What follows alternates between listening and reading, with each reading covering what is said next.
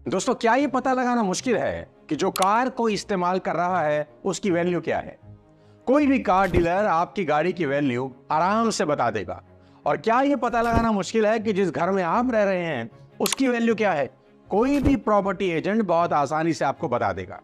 लेकिन दुनिया में एक चीज ऐसी है जिसकी वैल्यू कोई डीलर, कोई एजेंट नहीं लगा सकता, और वो है आप। आज एक सवाल आपसे पूछता हूं, आपकी नजर में आपकी वैल्यू क्या है?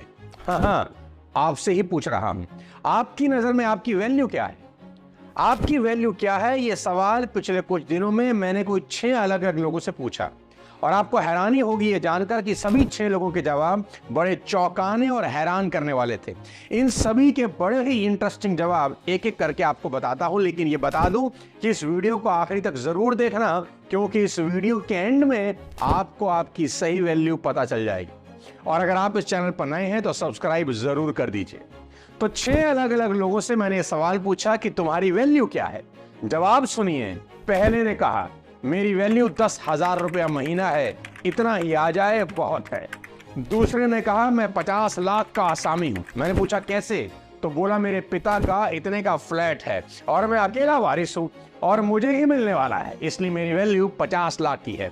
तीसरे का जवाब था, मैं 20 लाख का आदमी हूं। मैंने पूछा वो कैसे? तो बोला, मेरा ब्याह होने वाला है और इतना दहेज तो मिलेगा ही। लेकिन सबसे हैरान करने वाला जवाब निराशा में डूबे उस चौथे आदमी ने दिया। बोला, सोनू सर, मेरी कीमत तो 2 कौड़ी की भी नहीं है, मैं किसी काम का नहीं हूं, अनएम्प्लॉयड हूं, चाहता हूं सुसाइड करूं।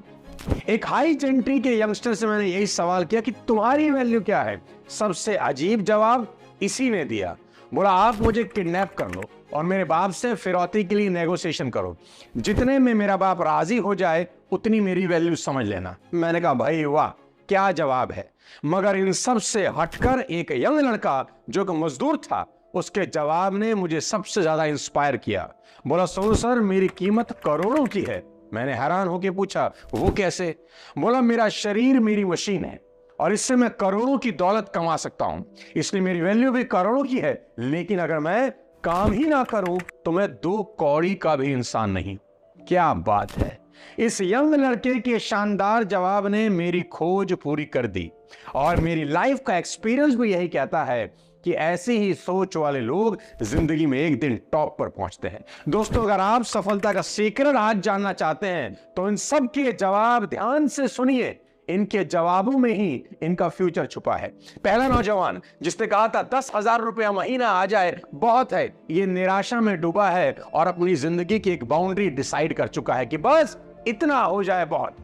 दूसरा जिसने खुद को 50 लाख का आसामी बताया, जो बाप के फ्लैट का वारिस है, ये आलसी, निकम्मा और कामचोर है। ये साला इल्यूजन में जी रहा है कि अगर इसके बाप को कुछ हो गया और फ्लैट हाथ से चला गया तो ये 2 कौड़ी का भी इंसान नहीं रहेगा। ये उस दिहाड़ी मजदूर से भी गया गुजरा है जो शाम को 400-500 रुपए तो कमा ही लेता है। तीसरा महापुरुष दहेज के भरोसे बैठा है। यह आदमी हरामखोर प्रवृत्ति का इंसान है, दूसरे के पैसे पर गिद्ध नजर लगाए बैठा है और हराम का माल उड़ाने की फिराक में है। अगर इसे दहेज ना मिला तो यह भी 2 कौड़ी का ही आदमी है। चौथा जो निराशा से भरा है, सुसाइड करना चाहता है, उसे सही गाइडेंस की जरूरत है। वह हताश है, निकम्मा और कामचोर नहीं। अब हाई जेंट्री के उस लड़के को लीजिए जो अपना ही किडनैप करवाना चाह रहा है। वो हद से ज्यादा लापरवाह है। उसको लगता है उसने इस खानदान में पैदा होकर इस खानदान पर एहसान किया है। लेकिन सबसे ज्यादा कमाल उस लड़के ने किया जो अपनी वैल्यू करोड़ों की बता रहा है। उसके एक थॉट ने बता दिया कि वो जीत का सच्चा हकदार है। ये बिल्कुल सच है साथियों कि इस शरीर से लाखों और करोड़ों कमाए जा सकते हैं, और यदि सही काम ना लिया तो ये शरीर मिट्टी है। आज की इस वीडियो में समझते हैं कि किसी चीज की वैल्यू कच्चे माल से डिसाइड नहीं होती। उसकी वैल्यू डिसाइड होती है कि उस कच्चे माल से आप कैसी चीज तैयार कर सकते हैं। देखो, पेंटिंग करने के लिए क्या चाहिए? ब्रश, कैनवस, रंग, ये सारी चीजें कोई 500-1000 रुपये में आ जाती हैं। लेकिन इनसे जो पेंटिंग बनती है ना, वो 1000 की भी बिकती है, लाखों में भी बिकती है और करोड़ों में भी। पेंटिंग की वैल्यू रंग और ब्रश डिसाइड नहीं करते। पेंटिंग की वैल्यू डिसाइड करती है आर्टिस्ट की मेहनत, उसकी इमेजिनेशन, उसकी प्रैक्टिस, उसके एफर्ट्स। जितनी बड़ी आपकी इमेजिनेशन होती है वैसी ही आपकी कीमत भी होती है। अब एक दूसरा सवाल आपसे पूछता हूं, क्या आप खुद को जानते हैं? फिर से पूछ रहा हूं, क्या आप खुद को जानते हैं? मजे की बात यह है कि आप बहुत कुछ जानते हैं।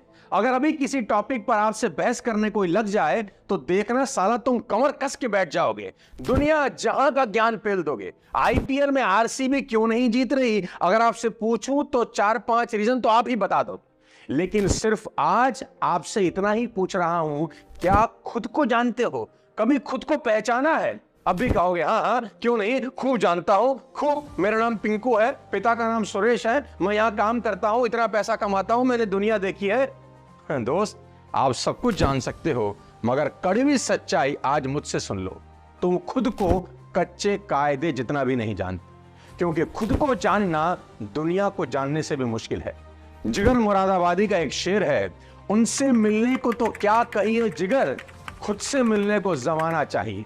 तो भाई आसान नहीं है खुद को जानना। इस वीडियो को पूरा देखने के बाद सोचना मैं कौन हूं, क्यों इस दुनिया में आया, क्या भगवान ने बिना बात के मुझे इस दुनिया में भेज दिया, क्या मकसद है इस जीवन का। आज जेन्युइनली सोचना कि भगवान ने हमें इंसान ही क्यों बनाया, कुत्ता बिल्ली भेड़ बकरी क्यों नहीं बना दिया।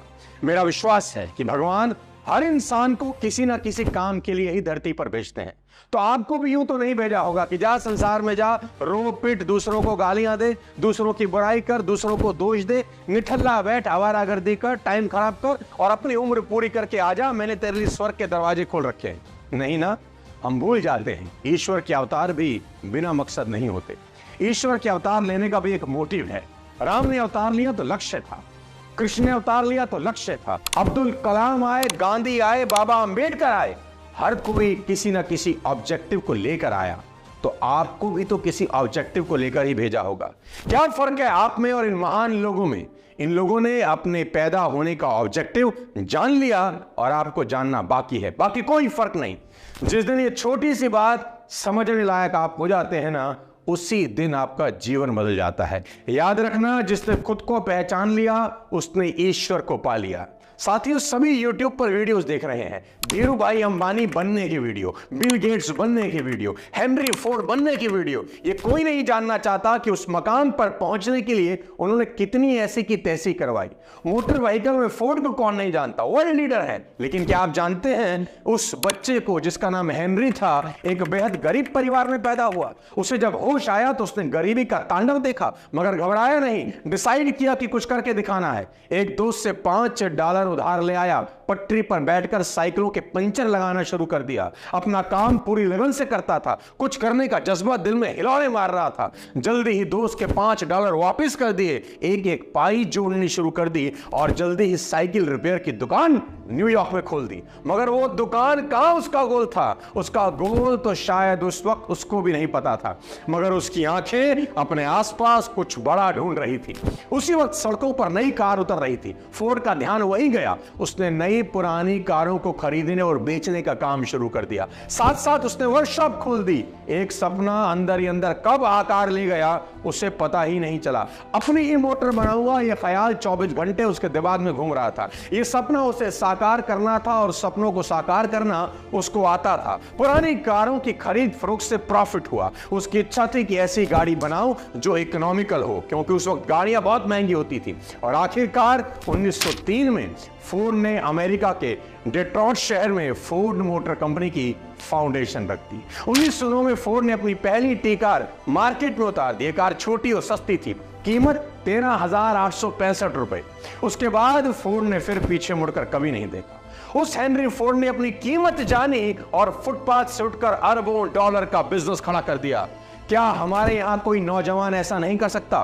बेशक कर सकता है, एक नहीं हजारों कर सकते हैं, मगर कर नहीं रहे। इस सोच को निकाल फेंको कि तुम कुछ नहीं कर सकते।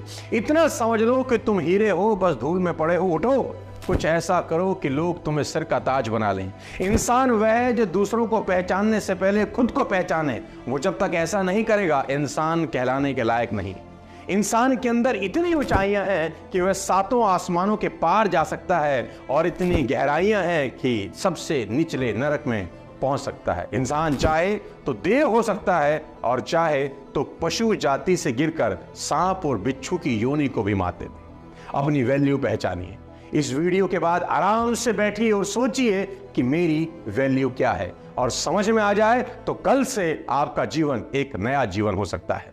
मेरी शुभकामनाएं आपके साथ है। अगली किसी और वीडियो में फिर आपसे मिलूंगा। तब तक अपने स्वास्थ्य का ध्यान रखिए। जय हिंद।